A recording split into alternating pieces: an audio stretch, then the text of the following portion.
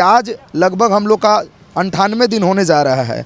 98 दिन भी आज भी हम गर्दनी बाग में बैठे हुए हैं। हम लोग सिर्फ इतना चाह रहे हैं कि बच्चों के भविष्य को देखते हुए साहब आप निर्णय दे दीजिए और ये निर्णय ऐसा दीजिए कि सेंटर ऑफ जस्टिस बिहार बने, गर्दनी बाग बने, ताकि कभी भी बच्चों के हक अधिकार मारा जाए, शोषण किया जाए तो पुनः बच्चों को न्यायालय पर भरोसा हो और गर्दनी बाग अब बैठने की ज़रूरत ना हो, वो डायरेक्ट न्यायालय चला जाए। और हम छात्र चाहते हैं कि सिर्फ बीपीएससी का री एग्ज़ाम ही ना हो, री एग्ज़ाम के साथ साथ एक बेहतर जाँच कमेटी बैठे और पूरे बीपीएससी के अधिकारी से लेकर के सबकी जांच की जाए, उनकी संपत्ति की जांच की जाए। सत्ता में बैठे सभी नकारे लोग हमारे हक अधिकार का हकमारी करते हैं। विधानसभा का चुनाव अक्टूबर में आने वाला है। अगर हम लोग के हक अधिकार की बात नहीं की जाएगी और हमारे हक अधिकार को हमें नहीं दिया जाएगा तो हम सभी छात्र यूनाइट होकर के इनकी ईंट से ईंट बजा देंगे। देखिए, बीपीएससी 70वीं पेपर लीक का मामला जो है वो हाई कोर्ट में सुरक्षित कर लिया गया है। हमारे साथ सभी अभ्यर्थी मौजूद है, उनसे ही जानेंगे कि अब कितनी उम्मीद बची है हाई कोर्ट से, क्योंकि कई महीने हो चुके हैं इस आंदोलन को। कितनी उम्मीद है अब हाई कोर्ट से? देखिए, मामला की सुनवाई हो चुकी है और फैसला जो है सुरक्षित रिजर्व रख लिया गया है। हम आश्वस्त हैं कि बच्चों के पक्ष में ही फैसला आएगा, चाहे कल आ जाए, आज आ जाए या परसों आ जाए, लेकिन बच्चों के पक्ष में ही फैसला आएगा। बात रहा आपने का 70वीं बीपीएससी पेपर लीक, तो सिर्फ ये पेपर लीक का मुद्दा नहीं है, ये भ्रष्टाचार का मुद्दा है, ये अनियमितता का मुद्दा है, बच्चों की हकमारी की गई है उसका मुद्दा है। और बीपीएससी से संबंधित ही देख लीजिए, यहाँ पर टीचर भी बैठे हुए हैं, टीआरई वाला भी बैठे हुए हैं। बीपीएससी से संबंधित भी बहुत से ऐसे रिक्रूटमेंट है जिसको लेकर के बच्चे आंदोलनरत हैं। मैं ये पूछता हूँ कि सिर्फ बीपीएससी को लेकर के इतना भ्रष्टाचार क्यों हो रहा है? आयोग को रिफॉर्म होना बहुत ज़रूरी है। एसओपी को पुनः निर्माण करना बहुत ज़रूरी है। स्टैंडर्ड प्रोसीजर जो है पूरी तरह से धूल में फेंकने वाली है, कचरा के डब्बा में डालने वाली है, क्योंकि सिर्फ नाम का एसओपी बना हुआ है, उसको फॉलो नहीं किया जाता है। और हम छात्र चाहते हैं कि सिर्फ बीपीएससी का री एग्ज़ाम ही ना हो, री एग्ज़ाम के साथ साथ एक बेहतर जांच कमेटी बैठे और पूरे बीपीएससी के अधिकारी से लेकर के सबकी जाँच की जाए, उनकी संपत्ति की जाँच की जाए। अभी देख लीजिए, न्यायालय की बात हम कहते हैं, हम न्यायालय पर कमेंट नहीं कर रहे हैं, लेकिन एक न्यायाधीश जिनके घर में आग लगी अचानक और 15 करोड़ रुपए जले हुए नोट मिले। अब समझिए कहाँ से मिले 15 करोड़ के नोट। इलाहाबाद हाई कोर्ट में उनको भेजा गया। हाई कोर्ट के जो बार काउंसिल के अध्यक्ष थे, उनको मीडिया में आके कहना पड़ा कि इन जज महोदय को तो हम कोर्ट में नहीं बैठने देंगे। तो हम पटना हाई कोर्ट में ऐसा नहीं देखते हैं, चूँकि आशुतोष जी का बहुत अच्छा छवि है और उन्होंने अपने कार्यकाल में अच्छे जो है सुनवाई किए हैं और जजमेंट दिए हैं। बस उनसे आग्रह है कि बच्चों के हित को देखते हुए, क्योंकि आज लगभग हम लोग का 98 दिन होने जा रहा है। 98 दिन भी आज भी हम गर्दनी बाग में बैठे हुए हैं। हम लोग सिर्फ इतना चाह रहे हैं कि बच्चों के भविष्य को देखते हुए साहब आप निर्णय दे दीजिए और ये निर्णय ऐसा दीजिए कि सेंटर ऑफ जस्टिस बिहार बने, गर्दनी बाग बने, ताकि कभी भी बच्चों के हक अधिकार मारा जाए, शोषण किया जाए तो पुनः बच्चों को न्यायालय पर भरोसा हो और गर्दनी बाग अब बैठने की ज़रूरत ना हो, वो डायरेक्ट न्यायालय चला जाए। आंदोलन की अच्छा, आपने कहा कि 98वां दिन है अब, ठीक है, और मेंस का इस बीच में डेट निकाल दिया गया, कैलेंडर जारी कर दिया गया, तो बच्चे क्या करें? री एग्ज़ाम की तैयारी करें या फिर मेंस की तैयारी करें? देखिए, मैं एक आपको बात बताता हूँ। यूपी में एक यूपीपीसीएस का एक केस था, लगभग 2012-13 का केस था। मेंस का एग्ज़ाम हो गया था, रिक्रूटमेंट हो गई थी, नियुक्ति हो गई थी। उसके बाद सुप्रीम कोर्ट ने पूरी नियुक्ति को रद्द कर दिया था। ये यूपीपीसीएस का केस है।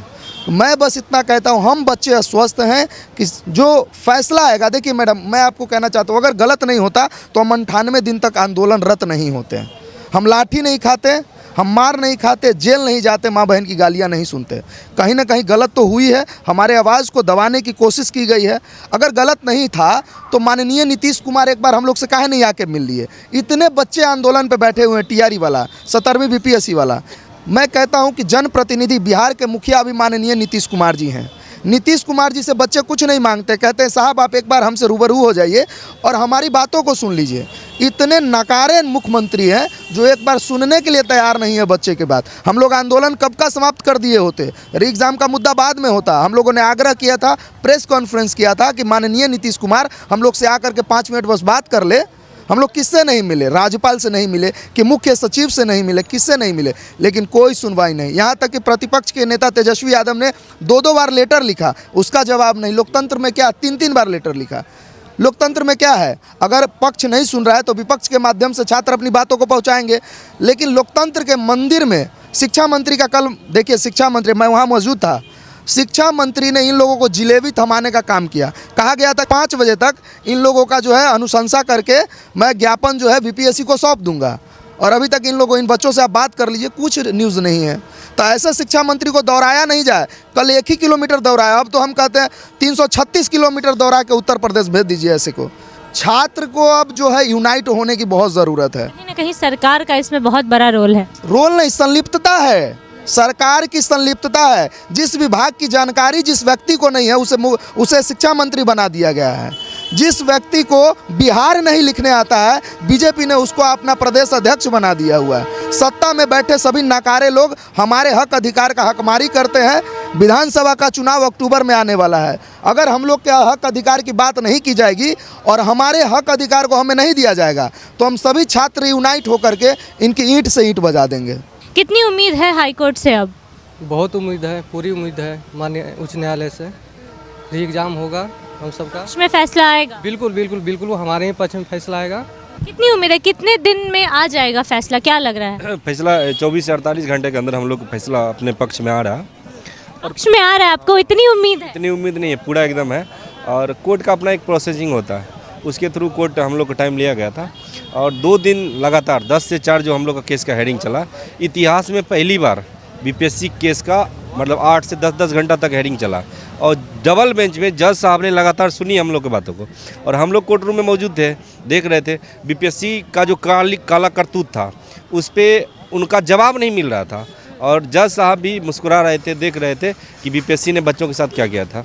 और जो कोर्ट का एक अपना प्रोसेसिंग के थ्रू फैसला को सुरक्षित रखा गया है। और हमको उस दिन बोला गया था कि 4 से 5 दिन में इसको डिक्लेयर किया जाएगा, और आज जैसा कि आज होने वाला था, लेकिन हमको लग रहा है कि जो इनपुट मिला है उसमें 1 से 2 दिन का समय और लिया गया है, और जिसमें कोर्ट छात्र के हित में फैसला देगा और री एग्जाम होगा। और अभी पूछ रहे थे मन भाई कि बच्चा क्या करेगा बीपीएससी पीटी की मेंस। आपको एक नहीं, एक बार यूपी पीसीएस का एग्जाम्पल दिए, उत्तराखंड पीसीएस में भी एक बार ऐसा हुआ था, कर्नाटक पीसीएस में भी ऐसा हुआ था कि पूरा पीटी मेंस हो गया था, उसके बावजूद भी सुप्रीम कोर्ट के द्वारा उसको निरस्त कर दिया गया था। और पीटी का जो रिजल्ट दिया गया है, आप उसका नोटिफिकेशन पढ़िएगा, नीचे में एक लाइन लिखा गया था कि इसका केस का जो सुनवाई है हाई कोर्ट में चल रहा है और फैसला आने पर इसको निरस्त किया जा सकता है। तो बीपीएससी पहले से सुनिश्चित है कि इसका फैसला होगा, इसको निरस्त कर दिया जाएगा। इसलिए हम लोग के पक्ष में पूरी तरह से फैसला आ रहा है और हम लोग री एग्ज़ाम की ओर बढ़ रहे हैं और जीत रहे हैं। उसी उम्मीद से आज 98 दिन से गर्दनीबाग में डटे हुए हैं। हमने आंदोलन भी किया, मार भी खाया, मेरा भाई जेल भी गया, सर लोग भी जेल गए, सब लोग पूरी तरह से एकाग्रचित थे। और जिस तरह हम लोग का एग्ज़ाम है, 25 में सीएम साहब का भी एग्ज़ाम है, और हम लोग युवा हैं, वो जाएंगे कहाँ? अगर हम लोग के पक्ष में नहीं आएगा तो हम लोग उनको भी सबक सिखाने का काम करेंगे, क्योंकि 25 में उनको भी फैसला देना होगा। और सर, विधानसभा चुनाव में छात्र दिखा देंगे अगर री एग्ज़ाम हमारे पक्ष में है तो छात्र पूरी तरह से दृढ़ संकल्प लिया है कि री एग्ज़ाम होनी चाहिए। नहीं होता है तो हम लोग 25 में उनको ये बताएंगे कि हम लोग कमज़ोर नहीं थे, छात्र से देश चलता है, ना कि आपसे। एक कहावत अमन भाई बोलते हैं, जिस ओर जवानी चलता है उस ओर जवाना चलता है। तो सेम हम लोग एक छात्र हैं, पढ़ने निकलने वाले लोग थे। अभी बताइए, मेंस का फॉर्म डाल दिए हैं, बीपीएससी का मेंस का फॉर्म डाले हैं, टेस्ट सीरीज भी लगा रहे हैं, बीच बीच में लड़ने भी आ जाते हैं। 25 से एग्ज़ाम ले रहा है, मेंस हम लोग भी डाले हैं, फॉर्म डाले हैं, पीटी हो गया था, उसके बाद लगे हुए हैं इधर कि री एग्ज़ाम होनी चाहिए। क्यों? क्योंकि इसमें इतना बड़ा धांधली है, स्कैम है, ये पूरे भारत का सबसे पीसीएस का सबसे बड़ा स्कैम है। उनको लगता था कि बच्चा 2 दिन 4 दिन टिकेगा, हट जाएगा। हम लोग तो हाई कोर्ट, अगर हाई कोर्ट से बाई चांस नहीं मिला तो हम लोग सुप्रीम कोर्ट जाने के लिए भी गर्दनीबाग आगे बढ़ने के लिए तैयार है। पूरी तरह से हम लोग काम कर चुके हैं, सुप्रीम कोर्ट जाने के लिए भी रेडी हैं। और ऐसे हम लोग हाई कोर्ट से ही 1-2 दिन के अंदर फैसला मिलने वाला है। आपकी लड़ाई जो है वो आयोग से है, तो आपको ऐसा नहीं लग रहा कि आयोग कहीं फैसले को बदलने की कोशिश ना करे? आयोग फैसला बदलने के लिए क्या, जैसे जज साहब थे, डबल बेंच हम लोग को नहीं मिला।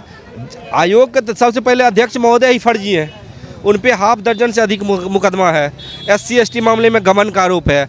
और सबसे पहले जिन अध्यक्ष महोदय की आप बात कर रहे हैं, आयोग की बात कर रहे हैं, सुप्रीम कोर्ट के द्वारा उनको नोटिस मिला है, उसका जवाब अभी 4 हफ्ता हो गया, नहीं दिए हैं। तो सबसे पहले उनका वो नोटिस का जवाब दें, उसके बाद हम लोग के आके बात। अच्छा, जब आयोग के अध्यक्ष पे भी एलिगेशन लग रहा है तो आपको लगता है कि निष्पक्ष ढंग से वो एग्ज़ाम कराएंगे? वो खुद फर्जी लोग हैं। वो आके बैठ गए हैं। अब किस तरह से बैठे हैं वो सुप्रीम कोर्ट का जवाब दें। हम लोग उसी जवाब के इंतजार में बैठे हुए हैं गर्दनी बाग में। आज 98 दिन चल रहा है, बाकी भाई बताएंगे। एक बात मैं बताना चाहता हूँ, बच्चे जो कह रहे हैं कि कैलेंडर भी जारी हो गया है बीपीएससी का, तो वो कैलेंडर जो है अधूरा कैलेंडर है। कैलेंडर जब भी जारी होता है तो पूरे साल का शेड्यूल जारी होता है। अभी 17वीं का हुआ है तो उसमें 17वीं का मेंस कब होगा, इंटरव्यू कब होगा, 71वीं का नोटिफिकेशन इसी साल आना चाहिए, इसी साल एग्ज़ाम भी होना चाहिए। तो 71वीं का नोटिफिकेशन कब आ रहा है, 71वीं का कितना वैकेंसीज आने वाली हैं, कब एग्ज़ाम होगा, ये सब भी होना चाहिए। लेकिन उसमें 71वीं के बारे में चर्चा भी नहीं किया गया। बस हम लोग जब कोर्ट से निकले और उन्होंने क्या किया, कैलेंडर जारी कर दिया, बस डर का माहौल बनाने के लिए, और ऐसा कुछ भी नहीं है। आपके चैनल के माध्यम से आपके व्यूवर्स को कहना चाहते हैं, जो भाई बीपीएससी का एस्पिरेंट है, उनसे मैं कहना चाहता हूं, आपको घबराने की ज़रूरत नहीं है। आप इंश्योर हो जाइए कि आपके हक में फैसला आने वाले हैं। बिहार की मैं बात करूं, आपने कहा अध्यक्ष, हम लोग पढ़ते हैं पॉलिटी में, कहा जाता है कि अध्यक्ष महोदय पर किसी चीज़ का आरोप लगा हो तो उस समय वो अपने पद पर नहीं बने रहेंगे, ये दिया हुआ है। और इस पर तो हाफ दर्जन से ज़्यादा केस है, मुकदमा है, सुप्रीम कोर्ट में इनके खिलाफ जो है केस दर्ज है। तो इनको तो वहाँ दौड़ते दौड़ते हालत ख़राब हो जाएगा। बिहार के शिक्षा माफियाओं ने बिहार का मार्केट बना दिया है, स्कैम रैकेट 1000 करोड़ से ऊपर का। शर्म आनी चाहिए नीतीश कुमार को और सत्ता में बैठे सम्राट चौधरी विजय सिन्हा जी को। छात्रों के हकमारी कर रहे हैं। अगर इनके पुत्र, मैं कहता हूँ, अगर निशांत जी छात्र जैसे पढ़ रहे हैं, अगर वैसे पढ़ते तब इनको दर्द समझ में आता कि रोड पर बैठे हुए हमारा बेटा है, हमारे जिला और हमारे राज्य का छात्र है। होली से एक दिन पहले निशांत जी से हम लोग मिले। भाई मिले हुए थे। निशांत जी से बोले, हम लोग बोले कि हम लोग जो ये चल रहा है 90 दिन से बैठे हुए हैं, कुछ करवाइए बात। बोले कि ठीक है, हम पिताजी से बात करेंगे।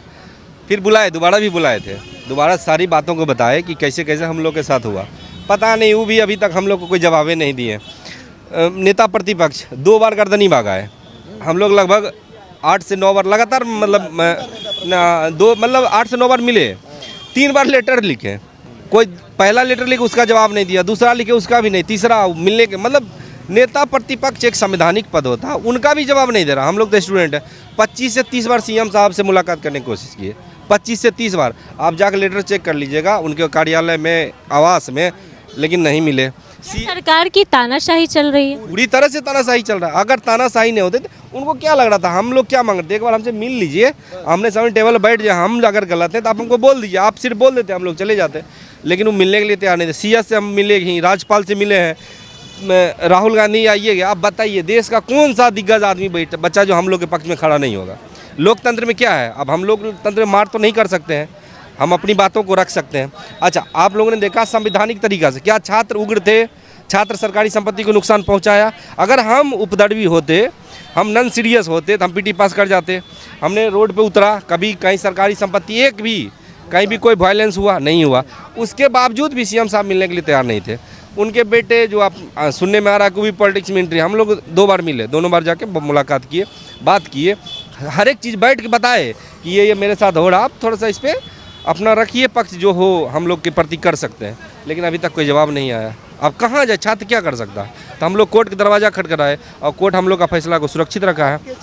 आपके चैनल के माध्यम से इतना आग्रह करना चाहते हैं निशांत भैया से कि भैया चुनाव मत लड़िएगा, आना होगा ना। जिस तरह आपके पिता आते हैं सरकार में, विधान परिषद से, विधान परिषद का मेंबर बन के सरकार में आ जाइएगा। चुनाव मत लड़िएगा साहब, क्योंकि जितना छात्र देख रहे हैं ना, ये सब अब की बार जाति और वर्ग में विभाजित होने वाला नहीं है। चुनाव लड़िएगा तो ऐसे हल्दी चुना लगेगा आपका। इनका अगर हक नहीं दीजिएगा, हमारा हक नहीं दीजिएगा। हरनौत आपके पिता का सीट है ना, और हरनौत से जीतते आ रहे हैं, लड़ते आ रहे हैं, वहीं से रगड़े जाइएगा। औकात है तो हरनौत में एक बार नॉमिनेशन करके आप देख लीजिए। नालंदा के धरती से आपका जो राजनीतिक धारा है आपके और आपके पिता का समाप्त हो जाएगा।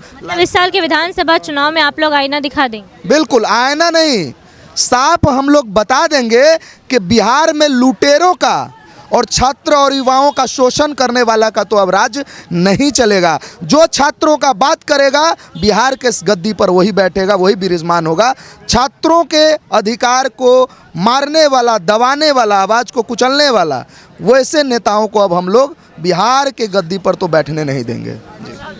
तो तो चलिए, बीपीएससी 70वीं पेपर लीक के मामले को लेकर हाईकोर्ट में सुनवाई खत्म हो चुकी है। फैसला जो है वो सुरक्षित कर लिया गया है। क्या कुछ फैसला आता है हम आपको ज़रूर बताएंगे। अभी के लिए इतना ही। इन्हीं तमाम खबरों के लिए बने रहिए हमारे साथ। देखते रहिए बिहार तेज़ खबर। धन्यवाद।